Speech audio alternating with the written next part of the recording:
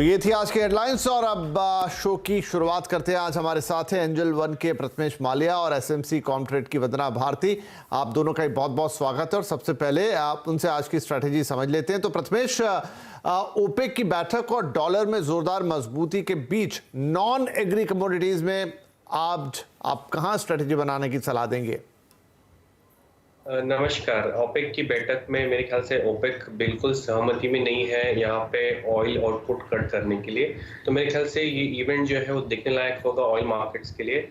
But हाल फिलहाल में अगर इस इवेंट के बीच में अगर आप ट्रेड लेना चाहते हैं तो मेरे ख्याल से दो कमोडिटी में यहाँ पे सलाह होगी। पहली बात तो आपको गोल्ड में बाय करने की सलाह रहेगी। अक्टूबर वायदा 50,340 एंट्री पॉइंट रहेगा, 50,150 का स्टॉक रहेगा, ऊपर में टारगेट 50,720 के लिए रहेंगे। सिमिलरली नेचुरल गैस में सेल करने की सलाह रहेगी 721 के आसपास, स्टॉप लॉस रहेगा 728 का और टारगेट रहेंगे 731 की। चलिए, तो गोल्ड में खरीदारी की सलाह और नेचुरल गैस में यहाँ पर बिकवाली की राय दे रहे हैं आपको।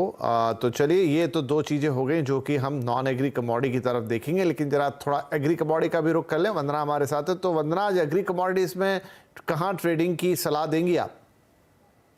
नमस्ते विपिन जी। मुझे लग रहा है जैसा आप बता रहे थे कि कॉटन में प्राइसेस में फॉल है यहाँ पे, और रीजन भी है यहाँ पे इतने रिम्यूनरेटिव प्राइसेस के बाद यहाँ पे 7% एकरेज जो है वो बढ़त होने की उम्मीद है।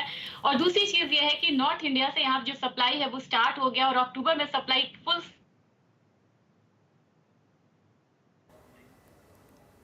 चलिए, तो वंदना यहाँ पे बात कर रही थी कॉटन की सप्लाई साइड पे थोड़ी बात कर रही थी ना, इनफैक्ट क्या सलाह देती। लेकिन हाँ, कॉटन पे आप देखिए इस वक्त 36,480 का भाव चल रहा है और ये 1,200 रुपये यानी करीब 3% से ज़्यादा की गिरावट। जी वंदना, कंटिन्यू प्लीज।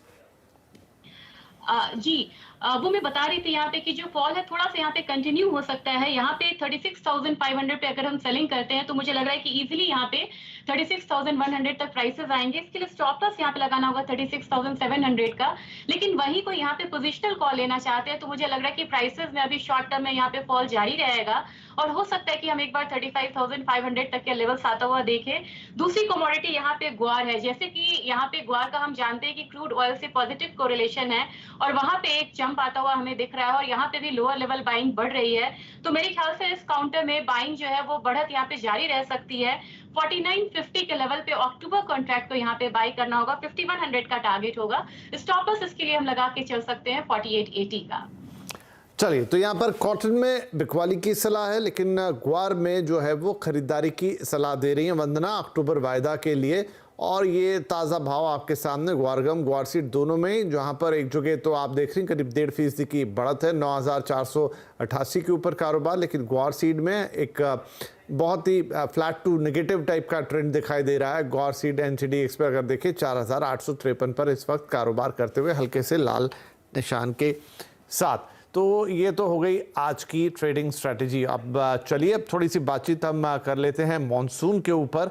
और अगर हम देखें इस समय तो मॉनसून में हम 2 सितंबर को जो जारी खरीफ फसलों के बुआई के आंकड़े हैं वो काफ़ी निराशाजनक दिख रहे हैं। क्यों? क्योंकि चालू सीजन में चावल समेत दलहन और तिलहन का बुआई रकबा भी घट गया है। लेकिन अगले 5 दिनों में भारी बारिश के अलर्ट ने चिंताओं को थोड़ा और बढ़ाया है। MP, गुजरात, महाराष्ट्र में भारी बारिश से सोयाबीन, अरहर और मूंग की फसलों को नुकसान की आशंका जाहिर की जा रही है। सबसे पहले मॉनसून का हाल समझ लेते हैं, इसलिए हमारे साथ है IMD के सीनियर साइंटिस्ट RK जामनानी साहब।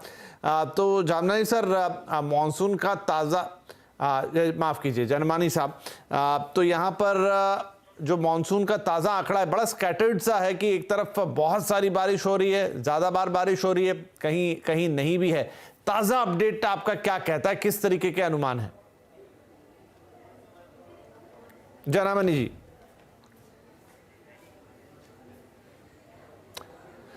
चलिए, तो जनामनी साहब से लाइन कनेक्ट करने की कोशिश करते हैं। लेकिन जैसा हमने आपसे कहा कि मध्य प्रदेश, गुजरात, महाराष्ट्र, ये 3 बड़े स्टेट जहां पर कई तरह की फसलें हैं इस वक्त तैयार हैं, तो वहां पर जो है भारी बारिश का अलर्ट है। ऑलरेडी हमने देखा है कि MP में काफ़ी बारिश हुई है पिछले कुछ दिनों में। और उसके अलावा महाराष्ट्र के भी कई इलाकों में तेज बारिश हुई है और अभी भी हो रही है, तो इसका असर फसलों पे दिखेगा। पाठक साहब अब हमारे साथ जुड़ गए हैं, जनमनी साहब नहीं है। तो पाठक साहब, हम यही समझना चाह रहे थे कि जो मानसून का ताज़ा अपडेट है वो क्या कहता है, किन किन इलाकों में किस किस तरह की बारिश का अनुमान है?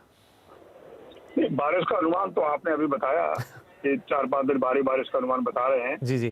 लेकिन सोयाबीन का हमने जो अभी एक हेल्थ रिपोर्ट जारी की है उसके हिसाब से हमने एरिया बताया है, और अभी फिलहाल सोयाबीन की फसल में कहीं मुझे कोई चिंता का विषय नहीं दिख रहा है। कुछ एरिया में फसल थोड़ी सी डैमेज हो सकती है जहां पानी भर गया था पीछे, पर वो एरिया कोई बहुत बड़ा नहीं है। 120 लाख हेक्टेयर में 1-2 लाख हेक्टेयर एरिया कोई बहुत बड़ा नहीं होता है। और अगर देखिए सितंबर में सोयाबीन को बारिश चाहिए भी, जब पॉट फिलिंग हो रही होती है, जब दाना भर रहा होता है, बढ़ रहा होता है, उस वक्त थोड़ा पानी चाहिए होता है। तो अगर बारिश बहुत ज्यादा लंबी नहीं होगी तो ये जो बारिश अभी आएगी एक हफ्ते बाद, वो कोई सोयाबीन की फसल के लिए फायदे की चीज है, उसमें कोई नुकसान होने की उम्मीद नहीं है। हाँ, अगर बारिश लंबी चल गई तो फिर नुकसान हो सकता है फसल को। जी जी जी।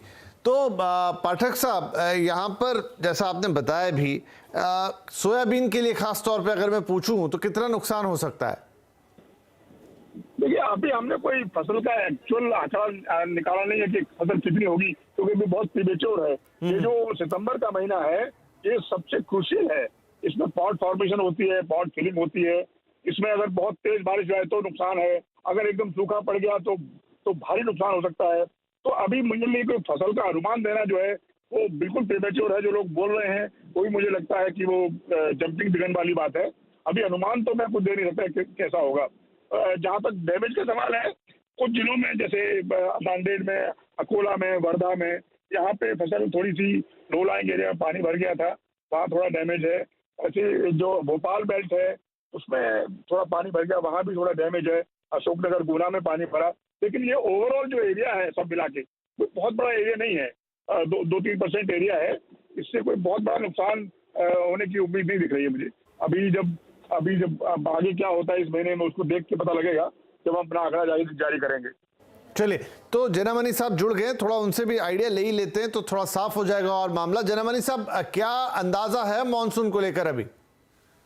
नहीं, मानसून अभी लास्ट जो 1 वीक वो गया, मेनली जो है पेनिनसुलर इंडिया में जैसे केरला हो, तमिलनाडु हो, कर्नाटक हो और महाराष्ट्र में भी रेनफॉल शुरू हुआ है। तो बट एक्टिविटी जो उत्तर भारत है या मध्य प्रदेश वगैरह कम चल रहा है, क्योंकि कोई मेजर सिस्टम नहीं है। मैंने जैसे बताया जो भी सिस्टम है केरला, तमिलनाडु, कर्नाटक और महाराष्ट्र के पास है, बस वही बारिश चल रहा है। लेकिन अभी एक खुशखबरी है कि जो 8 तारीख को जो है 7 तारीख को एक सिस्टम बन रहा है जो केंद्रीय बंगोपसागर में, वो धीरे धीरे आंध्र उड़ीसा कोस्ट को आएगा। तो फिर मानसून जो है 8 से 11 तारीख तक रिएक्टिवेट हो रहा है। मेनली जो बॉम्बे भी हैवी रेन होगा और गुजरात और मध्य प्रदेश ये इलाके में बारिश शुरू हो जाएगा। तो ये तो मानसून का पार्ट है, सितंबर है तो यही है। और अदरवाइज देश का जो रेन है +5% है, नॉर्मल एवं नॉर्मल है।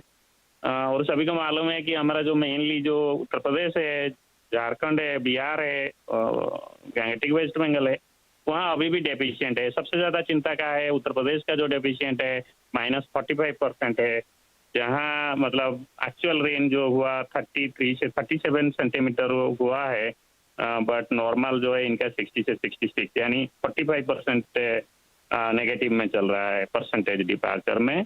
और बिल्कुल ऐसे थोड़ा कम डेफिशिएंट है बिहार में, झारखंड में जो -25 से 36% डिपार्चर है। ये तो ओवरऑल जो है मेट सब डिवीजन या स्टेट का है। लेकिन अगर डिस्ट्रिक्ट ये देखेंगे तो यूपी में कहीं डिस्ट्रिक्ट है जहाँ डिपार्चर अप टू -75% है, बहुत ज्यादा कम बारिश हुआ है। तो चिंता का विषय है। बट बाकी पार्ट जैसे बात हो रहा था वो तो जस्ट कंट्रास्ट है। सभी को मालूम होगा कि अगस्त में बहुत ज्यादा बाढ़ हुआ था उड़ीसा, छत्तीसगढ़, मध्य प्रदेश और उसके साथ साथ जो दक्षिण राजस्थान और गुजरात का इलाका है। और अभी सितंबर से 8 से 12 जो स्पेल होगा उसमें भी काफी हैवी रेनफॉल होगा। हमने ऑलरेडी देना शुरू कर दिया। 8 से रेन बढ़ रहा है, उड़ीसा, छत्तीसगढ़, मध्य प्रदेश, इवन तेलंगाना, विदर्भ में भी बढ़ रहा है। तो यही लेटेस्ट है। ठीक है सर, 12 सितंबर। राइट। तो ये एक पूरा एक्सटेंडेड एनालिसिस कर दिया यहाँ पर जनामनी साहब ने कि क्या स्थिति है बारिश की और आगे क्या अनुमान रह सकते हैं। अब हमारे साथ तो सुनील बलदेवा जी हैं। सुनील जी, देखिए बारिश का तो ये अनुमान है ही जो हमारे सामने आ गया। अब बुआई कमजोर रहने से दालों के दाम फिर से एक बार ऊपर की तरफ दिख रहे हैं। भारी बारिश की से फसलों को नुकसान भी हो सकता है। तो ओवरऑल आप कैसे इस पूरी स्थिति को देख रहे हैं? जहाँ तक बुआई की बात करें, बुआई के तुअर में कम है, उड़द और मूंग में लगभग बुआई ठीक है। लेकिन हाँ, यदि बारिश कंटिन्यू रहती है और आने वाले दिनों में रहते हैं तो काफी महाराष्ट्र के काफी इलाकों में, जैसे अभी IMD का ऑफिशियल कह रहे थे कि जहाँ पे पानी रुक गया है वहाँ पे डैमेज हुआ है। तो मुझे लगता है 8 से 10% एरिया ऐसे हैं जहाँ पे काफी तुअर का और उड़द का डैमेज हुआ है। उड़द का MP में भी जबलपुर बेल्ट में ज्यादा बारिश होने से डैमेज हुआ है। अब यदि हम राजस्थान में नागौर बेल्ट में या महाराष्ट्र में बारिश और देखते हैं तो मूंग का भी नुकसान हो सकता है। और मेरे को लगता है क्वालिटी का नुकसान ज्यादा होगा, क्वांटिटी का कम होगा। हाँ, लेकिन नुकसान होगा और चिंताजनक बात रहेगी। और जहां तक बताया कि यूपी और बिहार उड़ीसा में कम बारिश है तो वहां पे कम बारिश के चलते नुकसान हो रहा है। महाराष्ट्र MP में ज्यादा बारिश के चलते नुकसान हो रहा है।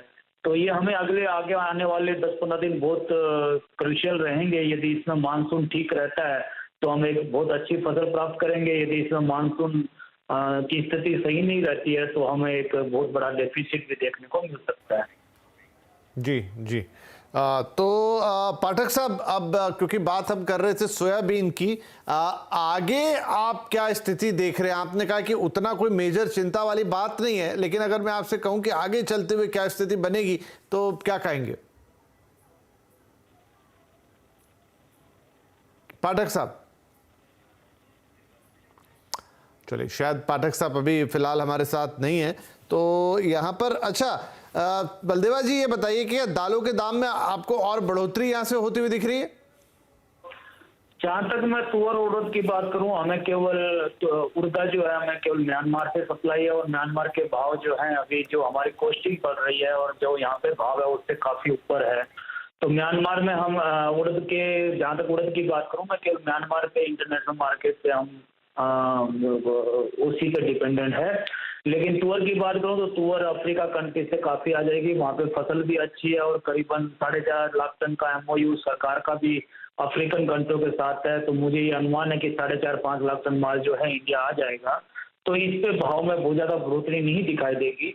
हाँ, लेकिन मूंग, उड़द और तुअर तीनों का भविष्य जो है, आगे आने वाले 10 दिनों का मौसम कैसा रहता है, क्या ज्यादा बारिश होती है या फिर बारिश नहीं होती है, उसी पे सारा जो है वो भाव का जो है प्रभाव रहेगा। जी, चलिए, बहुत शुक्रिया सर हमसे बातचीत करने के लिए। तो मॉनसून और उसका बुआई पर